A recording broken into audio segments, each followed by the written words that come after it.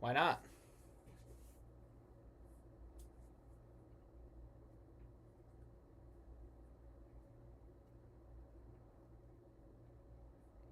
Okay, here we are. This is the first time ever live streaming, so I have no clue if this is even going to stick. But here we go. This is going to be great. We are going to be building a patch for the song Battle Belongs. We're playing it this weekend.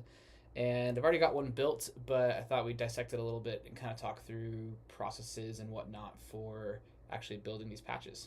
If anyone's watching this, great. If not, that's fine. This is literally a test to see how things go. But yeah, let's dive in. Not going to go into huge detail on how I've got my session um, set up or how it all works. That'll be maybe a separate thing. But we will go through kind of basic anatomy to make sure that we're all on the same page. So let's try. Let me see if I can do this. Boom. So now you should be able to see my Ableton Live session. And then kind of through, just kind of going through some anatomy here. Each of these kind of highlighted sections here are responsible for different things. So this first like pink section here is more of my pianos. If I open it up, you see I've got a couple of pianos kind of stacked together. And then same thing with this next one over here is pads. You open that up, I've got a few layers there. And then over here in this other pink option is my kind of auxiliary stuff. So strings. I have another section just for pads in general. If there's a pad that I want to be able to fade in and out. And then this yellow one here is for anything related to my Novation Launch Key 37, which is my like alternate secondary keyboard that I'll use from time to time. This next green one here is my drones. So that's what any like tonic pads and stuff. This blue one that's called Always, it is kind of some sounds that I just have on standby at all times, just in case. And then this work area right here is where I store some MP3s of the songs we're playing. I can keep them kind of matched up with the patch so that I can practice. And I have these synced up with the click in Ableton with a count in, and then I can transpose these to be in whatever key we're looking for. So it's kind of cool. We'll use that a little bit in this case. And then these three orange ones are just my outputs that I can route. I have all my pianos going down the piano out, pads, and the synths for the most part going down the pad out. And then the synth out right now is mostly for anything from my the Novation keyboard. So we won't be using that one as much this time. But that's kind of the workflow. These two channels up front here are just for MIDI input. So this one, first one is for my main keyboard, and then this second one is for any secondary keyboards that I'll use, if any. But for now, and then over here, actually on the far right side, is kind of how I have things organized, where each scene or row in Ableton, scenes or rows are called scenes, and each scene is a song. So in this case, Battle Belongs, you see right here up top. I've got it already lined up to where when I press play on this patch, it'll launch everything that I need sound-wise, and then we can go from there. And then I can map these scenes. This is the weekend set for the weekend. I can map these scenes to buttons on my MIDI controller, which is a Novation Launch Control XL, and then I can kind of toggle between all the songs, and I can pull up sounds right away, pretty much. So yeah, that's that. And that's it's kind of basic anatomy of where we're going to be hanging out with. So let's get into sounds. So main thought here when it comes to patch building is kind of I want to be able to serve the song well, which that's a phrase that we use a lot around the church world, and especially in church, but also kind of in the live realm as well as the studio world. Is we want to serve the song well. What does that even mean?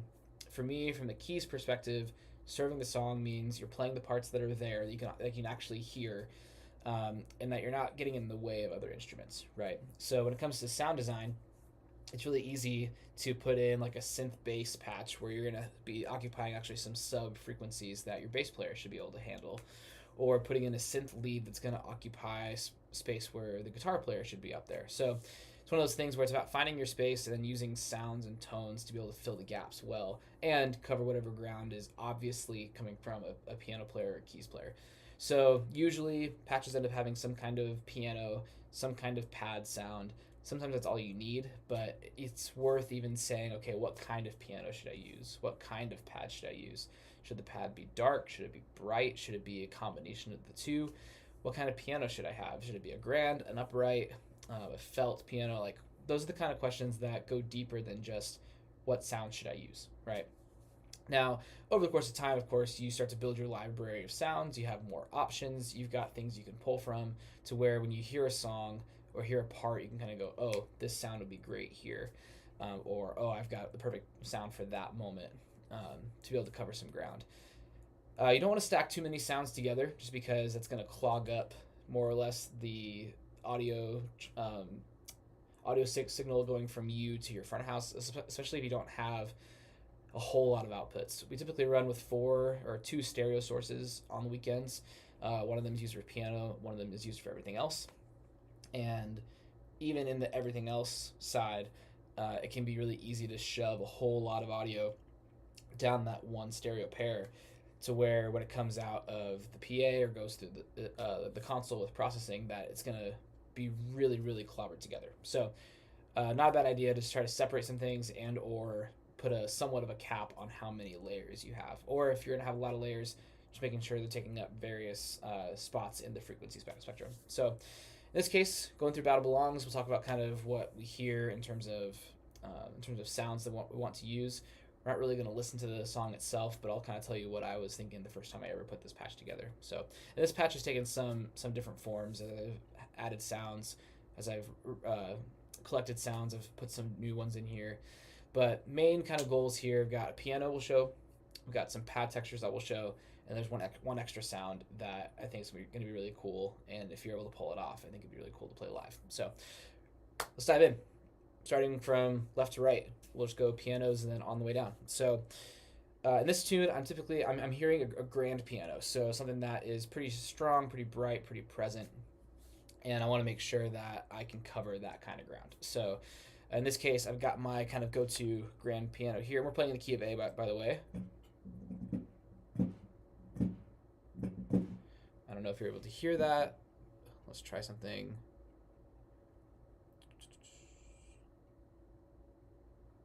No, that's not it. Sorry. Newbie over here. Working on stuff. I'll show my cursor. There we go. Okay. According to my eyes, I'm hearing it, but I know you probably weren't. It's just gotta go. But here's a piano.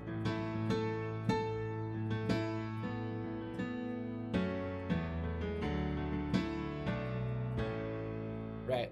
That's a bright grand piano. This is the this piano sound is actually a stack of a few different pianos. So if I go over here, this will work. Yep, cool.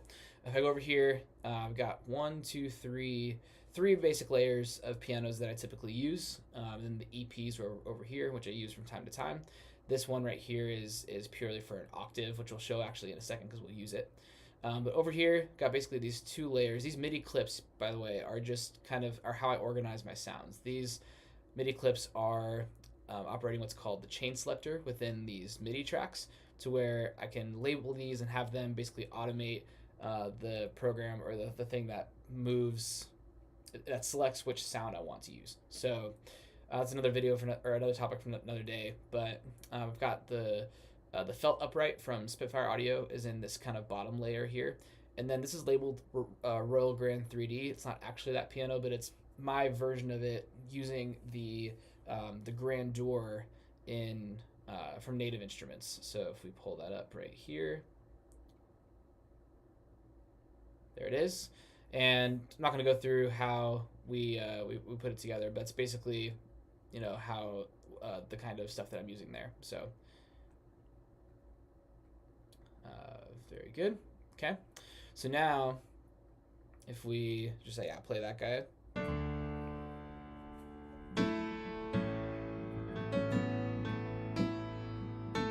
Again, nice and big, nice and full. It's gonna be a great piano for us to use. Let me get out of this guy here. There we go. So that's the piano that I'm kind of hearing in the parts that you can hear a piano in. I'm thinking of like the first verse where it starts on the 1, and you hear that low 4 chord. Like this piano just to me is like it's gonna cover a whole lot of ground. The next chord is a 6, 5 to 4. Sometimes I'll even go like way down in the basement and get that low A out of there. It's pretty cool.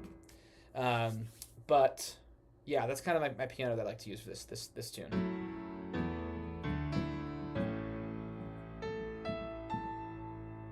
Cool. Now, as far as pads go, we're looking at a few different options here. I typically like to include some kind of just warm pad in here. So this is sort of like the bread and butter layer of most of my pad stuff here.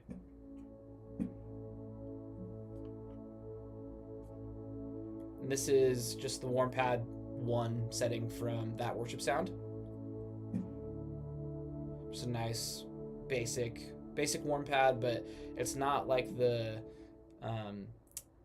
not to bash on Nord, because Nords are great, but like sometimes just the sine wave pads can be a little bit piercing and can kind of stack up on each other. This one has some levity to it. It's not quite as heavy or piercing. And you know what? I just lied. This is not That Worship Sound. This is Labs from Spitfire Audio. This is Synth Pad 1. Yeah, got some great levity to it. Sorry, Spitfire. This is Spitfire Labs, and it's great. So that's at the bottom of most of my pad layers, even if I add a lot more on top of it. In this tune, I'm for sure hearing an organ sound at some points, and in most worship tunes nowadays, you're going to hear or at least be able to detect some kind of B3 organ sound. In this case, it sounds way more just like it's functioning as a pad, right? This organ sound that I have labeled here is a sound from Sunday Keys, which is part of their like free bank of sounds. And I don't know what the exact title is, but it's basically like a verby organ pad kind of thing. If I mute the other two, here's kind of what it sounds like.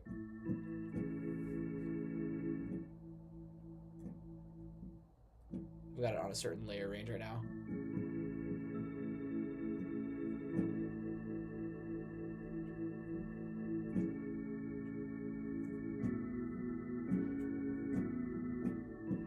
So it serves the purpose of a like I said, like a reverbed out B3. It's got a little bit of that rotor, like Leslie kind of rotor speed stuff going, but it also kind of sits back in the mix. It's not as in your face as a B3 would be. So I'm not playing this necessarily to like be able to deactivate or to mute the B3 stem in Ableton. It's not really in the tracks. It's not really my goal, but it is a nice texture to have. So if I put those two together, the warm pad, the synth pad 1 from Spitfire, and the verby organ, here I've got good depth of sound. The organ's taking up a lot of those higher frequencies. The pad is a little bit lower.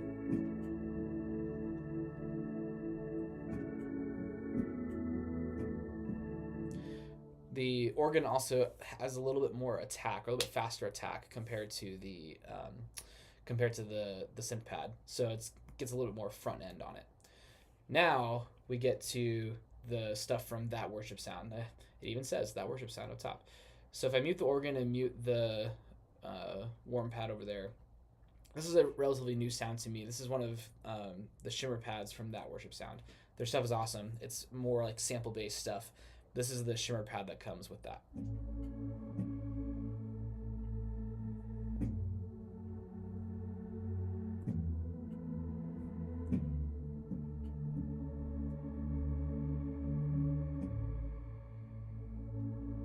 So a little bit slower attack.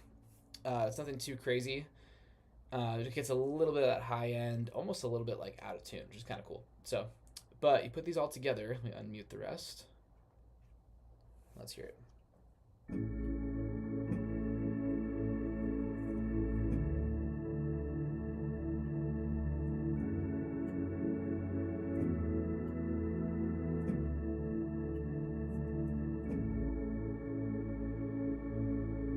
So I think it's pretty cool. I'm not gonna lie. I mean, obviously, but I think these pad layers serve the song well, right? And they're not too much in the low end, not too much in the high end. They're relatively like kind of far back in the mix. So if I play these with the piano, for instance.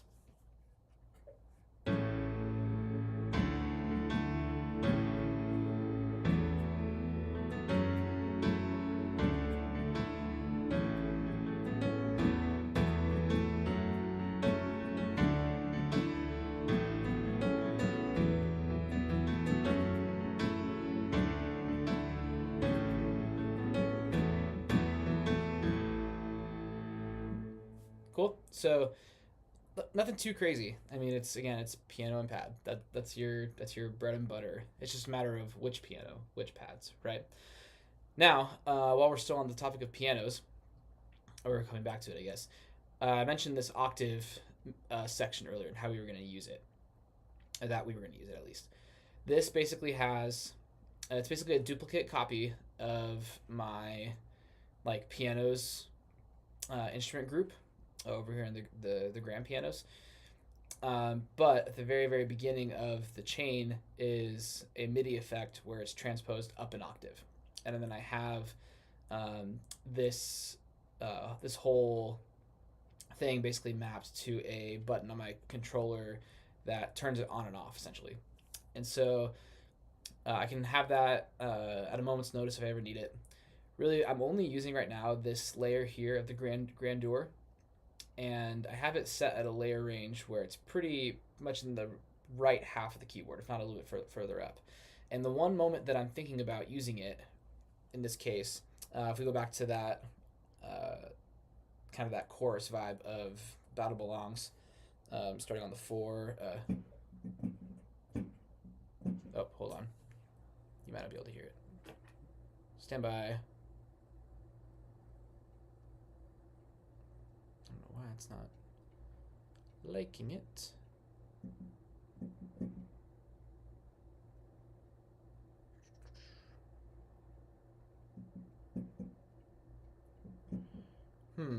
Why don't you want to work?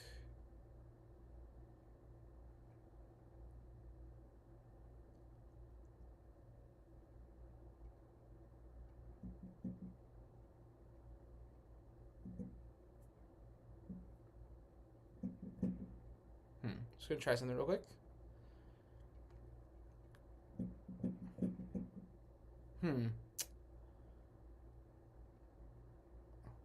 Let's see.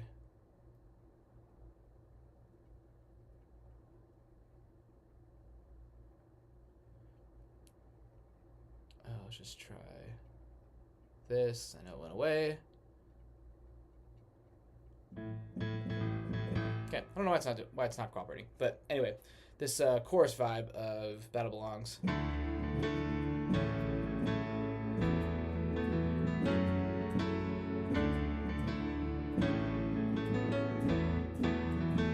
That little line, kind of matching up with the vocal melody. I could play it up here,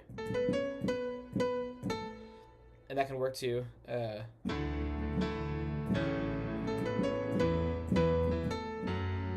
Not bad, but what if we made it an octave?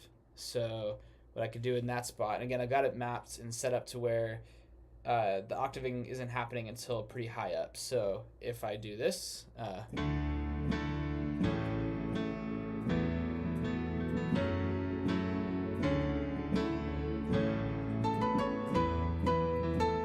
right? You see that octave channel in there is lighting up now? I think I have it set to where the key range begins not far from this A, and then now it's transposed all the way up to another octave. Right, so the whole thing all together, if I get my steam pedal right.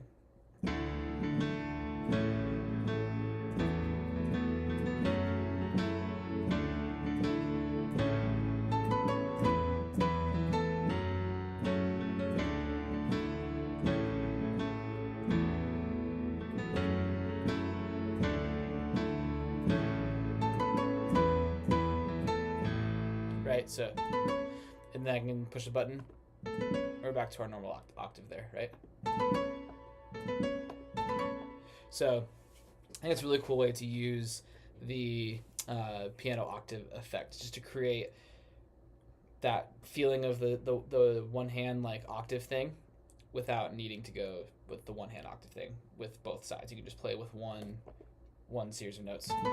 That's the same as going, I know you can't see, but that's me trying to use my thumb and pinky to do that.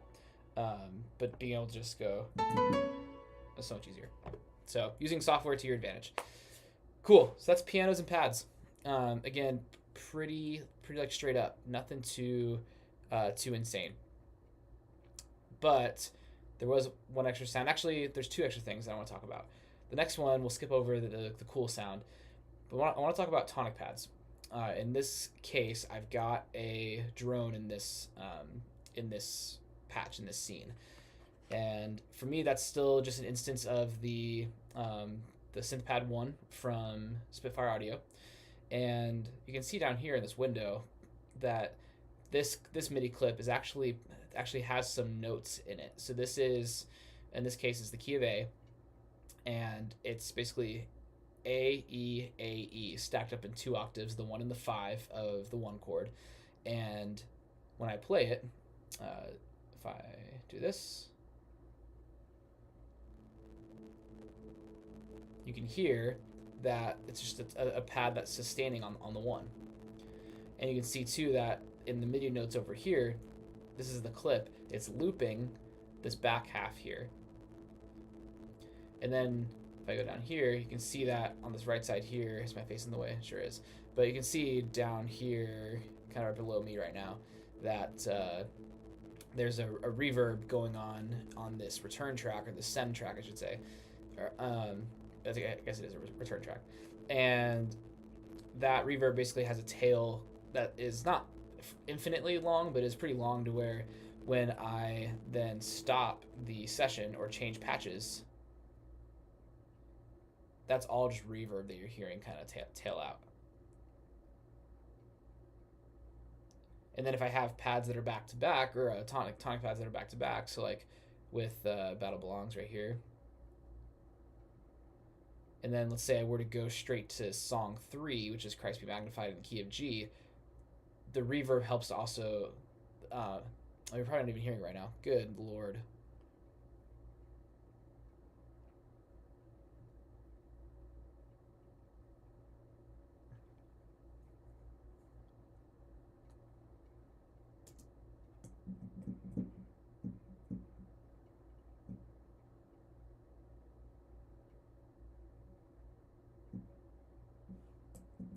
Sorry, guys. I know no one's probably watching this, but okay, let's try this. I don't know why this doesn't like it. If anyone knows why and happens to be watching, just holler at your boy, because I don't know. Okay, just trying to switch inputs, see if that helps. All right, well, at least we have that for now. So let's just jump in. So not sure how much you missed, but tonic pads going from A, which is, okay, you're getting audio there, good. So the reverb on this helps to, if we change patches and the tonic pad shuts off, it just kind of helps fade it out. But then on, if we were to go to a different key, the tonic pad also helps to, the reverb also helps to crossfade the two. So we're going from A to G right here.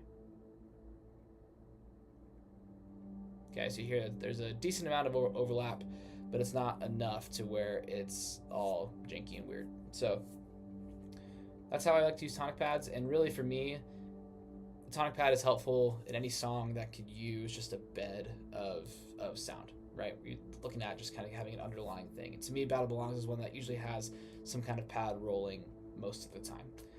Okay, so now if we have the tonic pad back in, we can kind of bring in our other layers.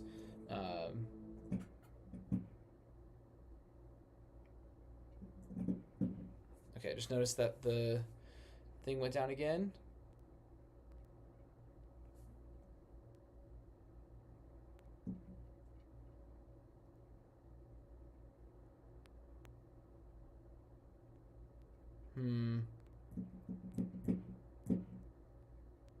Sorry guys, I don't know what's going on over here with my OBS. It's being very weird.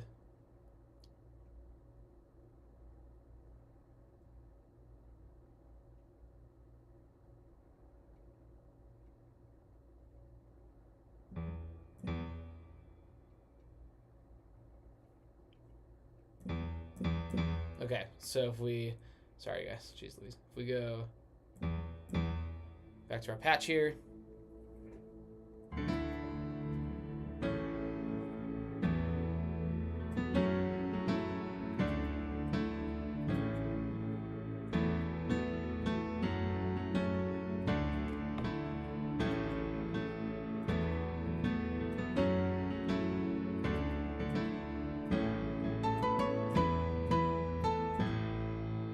Cool. All kind of works together, and then if I ever dip out, the pad's still going. We have some ground to cover there. Okay, sweet. So now let's talk about the fancy sound that I was talking about earlier. In this song, I'm also hearing a like 16th note synth bass sound, just on the root of whatever key it is. And I thought, man, that would be a really cool sound to be able to pull off live. So, fate would have it.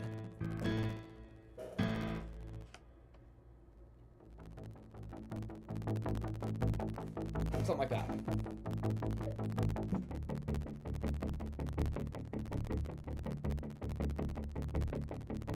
Now, I'm hearing that mostly in the verses, and so that's the only time I really use that sound in this song. But I've got that in my, you can see it, the waveforms, or the level coming through that synth aux section. So I've got a whole fader and channel strip almost like dedicated to that sound itself to bring it in and out. Now, admittedly, this is also a sound that I keep on in my always section there, that row blue one, kind of through here. Because there are times where I just want to have it on standby. That's more to a filter there. You hear it opening up. This one is more of a volume.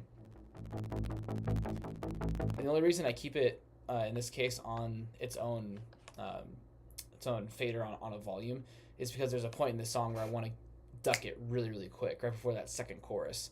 So the fader is just really easy to, click down as opposed to having to turn this knob up here that I will use otherwise. So could make it work, but for now, and before I had this kind of on standby all the time, I was only using it on my on this fader here. So that's why I want to keep it there. But in the verses, let's take it from the top of the song here. If I were to kind of launch it there, and then I might actually fade it all in at once. I might, as my master volume is down, I'll then fade it in as the counting is happening. Hold on. I don't know why this audio is not being friendly. Maybe I'm crazy. I'm just not seeing levels on my end with OBS here. So one more time, y'all. Let's try this, and then we'll probably be good to go.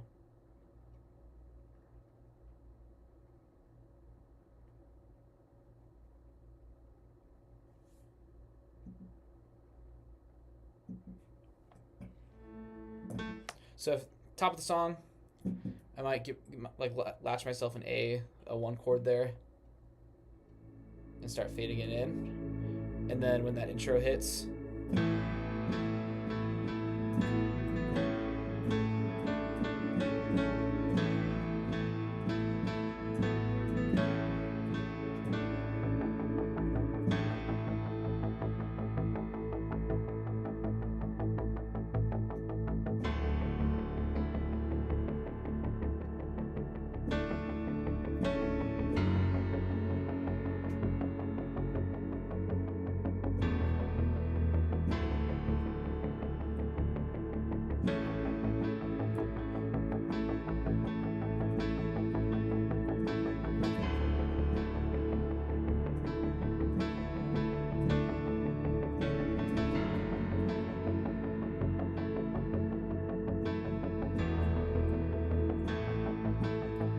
chorus, fade it out, and then we're on from there. And then verse 2, we did exactly the same thing, but verse 2 might be a little more intense. If we start around the downbeat there.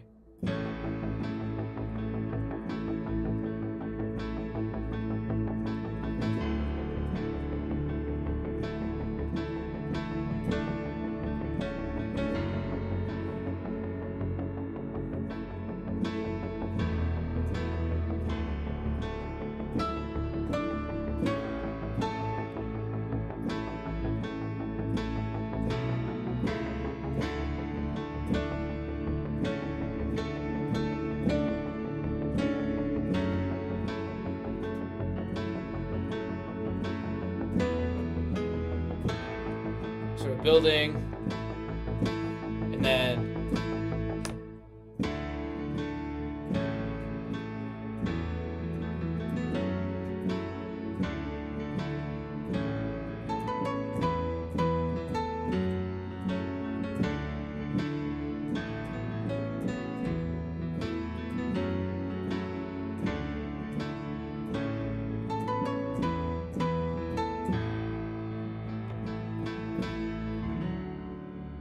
bridge. So yeah, that's kind of my thought for Battle Belongs. Pad stay in the whole time pretty much. I fade in that 60-note synth bass thing here and there, and the piano stays the same most of the time, and that's really it.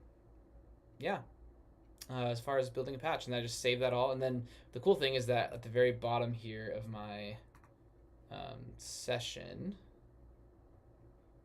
so there's all the songs basically that I've ever played with this setup that I save and just store down here. At the very bottom here are just where I keep my sounds. So these MIDI clips all represent sounds that I could use. And so all I have to do, if I wanted to create like a new patch in this row right here, all I have to do is copy that and paste it here. And then if I don't want to use anything in this section, I just get the off clip in there. I can do the felt upright here, the octave, no EP, right? And then now I've got a piano bank ready to go on this scene here. The cool thing too is I can also take, if I have a piano group that I really like, I can just take that combo. So like let's take just this one from Take You At Your Word. I can just right now it just selected this piano group, which is all the scenes or the clips in there. I can just copy that, Command C, and then come down here to a new row, Command V, boom. Now I've got a piano there. So this is the combination I run with the most. This like faux Royal Grand 3D, and then I also like to Royal Grand 3D, and then the felt upright and the octave, and I can just take that in the group here, copy and paste it into a new row. And then same thing with pads, same thing with synths. So patch building actually gets to be really easy when you have the right combination of stuff. Just as a bonus, just because I feel like it, hopefully audio works out with us. I want to show you just a couple different pianos I like to use, or different piano combinations. This guy is my next most favorite. Are we gonna get audio from? I'll take that out here.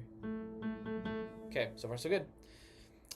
This is one of my favorites that I like to use in like the worshipful soft moments here. I'll play in the key of D this time.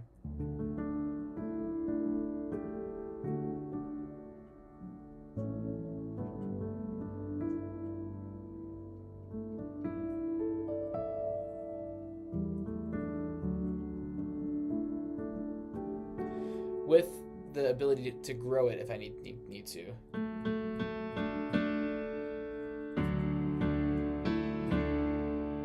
So this piano is predominantly the soft piano from Spitfire Labs, a great free upright piano that sounds great.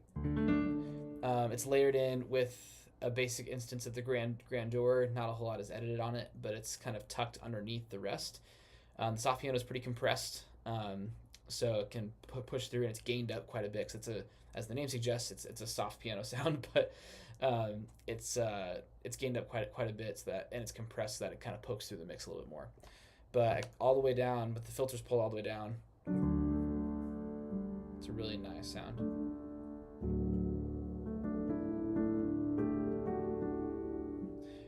My other kind of soft piano sound that I'm using this weekend actually is a free piano called the Spindle Felt. It's from Orchestral Tools, I think, or yeah, Orchestral Tools. Sign Player is the instrument or the medium in here, but Orchestral Tools is the overall company, and I like the same kind of thing. Layer this in with the Grandeur as kind of the meat and body, and the Intimate Grand from Spitfire Audio as well, with everything else out and at its lowest intensity. We're back in A. Oh, actually, we'll play in D.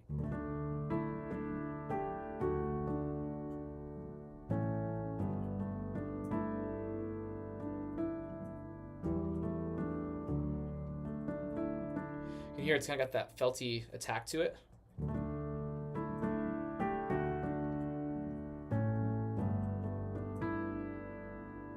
So it's got some really cool character to it. If I verb that guy out quite a bit.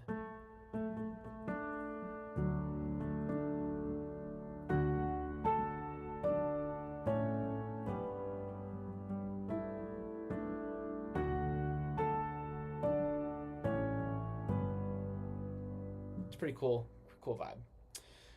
The other one, my other last piano I like to use to get a little more tacky of a like an upright kind of sound, but making it a little more intense, is the Gentleman from Spitfire Audio, or not Spitfire, Native Instruments.